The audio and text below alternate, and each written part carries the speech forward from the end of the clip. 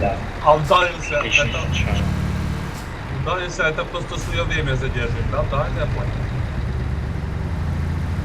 Ну, за это снимается балл. User joined your channel. Сломала, то из пробирок не побежала, попутно. Кстати, попутно закончились. А сколько можно раз попробовать?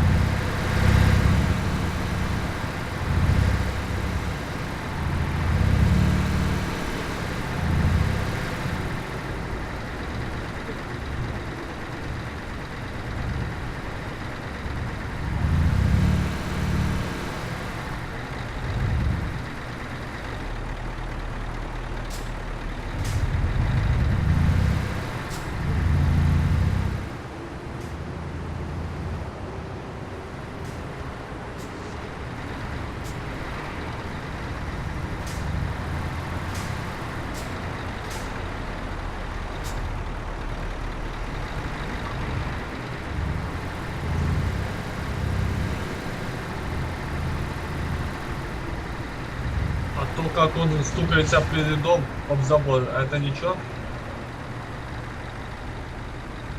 Это рассинхрон. Нет, у него рассинхрон идет. Когда резко кто-то что-то делает и там резко останавливается на большой скорости, он чуть вперед продвигается.